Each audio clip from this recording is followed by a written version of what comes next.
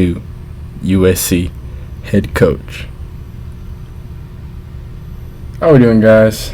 Good morning, afternoon, evening, whenever this video finds you. Appreciate you for joining me today.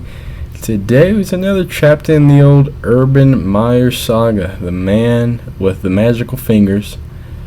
Urban Meyer has somehow found a way to make this whole situation even worse. So we're gonna read through just a little thread here and give our reactions and see how people are reacting on Twitter to the way Urban Meyer has just completely mishandled this awful situation and made it a little worse. Check it out. So thread 1, Urban Meyer's situation in Jacksonville has reached a crisis point, especially in the locker room. One player told me he has zero credibility in that stadium. He had very little to begin with. That's not great. 2, players were particularly put off by the fact that Meyer canceled Monday's team meeting as he dealt with the uproar over the videos of him and a young woman getting cozy in that Ohio bar. He even canceled the team meeting. He was too scared, a player said. 3, instead, Meyer only apologized to position groups individually. He portrayed the woman in the videos as a random person who was just there dancing. Suffice it to say, his audience was highly skeptical. Said one player, "We looked at him like, what?" Right when he left, everyone started dying laughing, and he knew it. That is tough. 5, bottom line, said the player, "It's bad. I don't know how he's going to function. This is the greatest piece of artwork that has ever touched my eyelids." This is hilarious. Hilariously bad for Urban Meyer, for a guy that literally we have to go back to the beginning of this when he got hired, and the plans have been put in place by the Jacksonville and we're gonna read the Jacksonville owners' response to this too. That's pretty scathing. It's not a 5-star on Yelp, I'll tell you that much.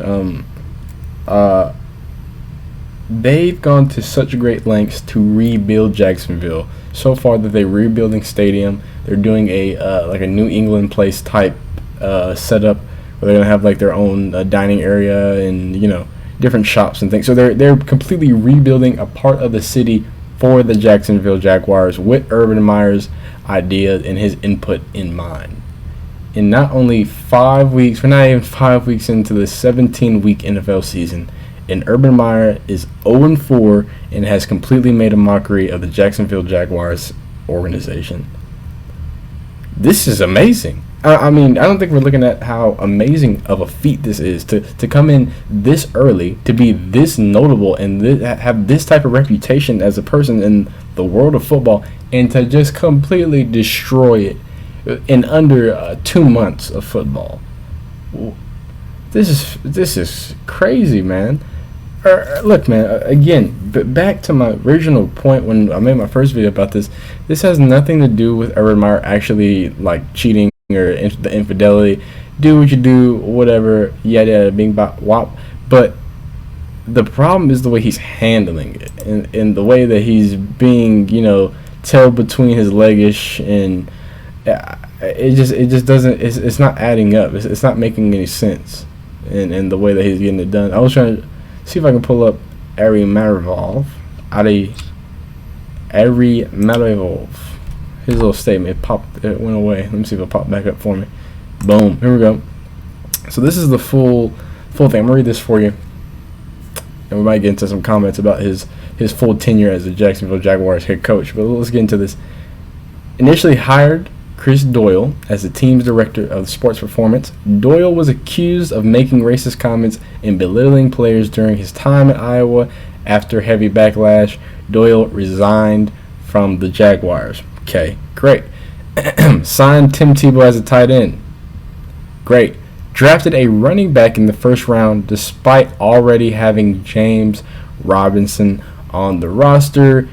And that's also with one of the worst defenses in the league. Openly admitted that he was hoping to draft Kadarius Toney with the pick they used on Travis Etienne. So he wanted to get a receiver. I'm I'm not too mad at that in my eyes, just because I don't think the Jaguars have any receivers, but because I think DJ Chark is great, but and they do have some veterans over there, but I don't know, going offense at all if it's not offensive line to protect your brand new quarterback. I don't understand why people don't value that pick at like. That's besides the point. Let's keep going. Told reporters that they cut players due to their vaccine status. NFLPA opened an investigation to those comments. That's just moving, hustling backwards. Had an open competition for a starting quarterback between Trevor Lawrence and Gardner Minshew. Minshew was traded a few weeks later, but split valuable first-team reps with Lawrence. I think this isn't highlighted enough. We can make fun of yada yada. He's touching. I'm not making fun of what he does in his private life. I'm making fun of the way he's been handling his position as a head coach. Going back to this, I don't think we made a big enough deal about this. He had this open competition, blah blah blah. Gardner Minshew is just in there, and he's taking some first team reps. But if you have a rookie quarterback coming in and taking the level of it's not Trevor Lawrence wasn't number 2 on the depth chart. God, it was an open for number 1. It wasn't that guy that actually won games at the NFL level. He's number 1, and then Trevor Lawrence is number 2. No, it's all up in the air from the guy that has never played an NFL snap. Now, I'm not hating on Trevor Lawrence. I don't think he's bad. I'm saying if you knew you were going to do this, if this was the idea that he's at number 2, why give off this idea that there was ever a competition? I guarantee you Gardner Minshew didn't play that terribly as an NFL quarterback that has played NFL football. And maybe he did. Maybe Trevor really did beat him out. I'm not going to argue with that. I'm not saying that Gardner is just a world talent. I'm just saying that it's highly unlikely that you allowed this competition to go up to the wire for as long as it did, just to trade him out and to act like it was a whole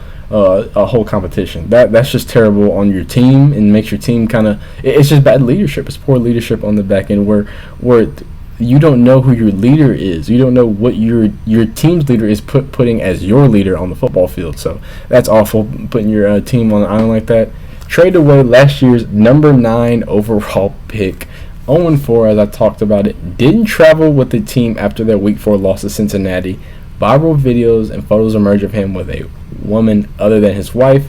Owner releases a statement that Meyer must regain our trust and respect. Now, as I pull up, I'm going to see if I can pull up that statement. The biggest thing there was, or something that I think people aren't alluding to enough, is that he didn't travel with his team.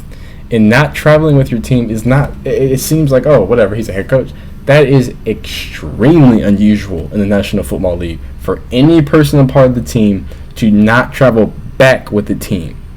That's not something normal. Whether it's an amazing player, a head coach, everyone travels back with the team. That is just something that is known. That is something that is standard in the NFL. So that's something that should have already raised some red fingers. I mean, he's a college guy trying to do things his way, but we'll see.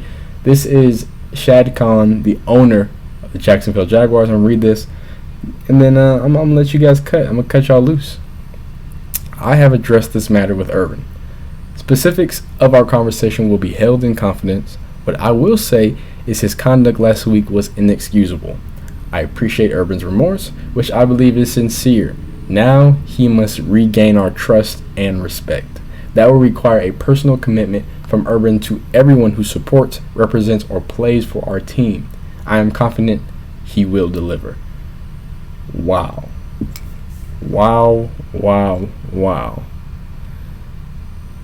This is just, it's a lot, man. I'm not sure if Urban Meyer is going to last the season.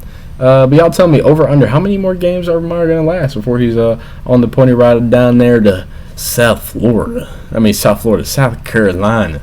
Nice, breezy, beautiful, cover girls all around. There's a lot of blondies there. He can get his fingers lost in a lot of different co-eds down there. Guarantee you. Well, I appreciate you joining me today. We'll see you next time, and like I said, leave a comment, leave a like if you liked it, leave a dislike if you hated it. Hope to see you next time, and enjoy your day. Peace.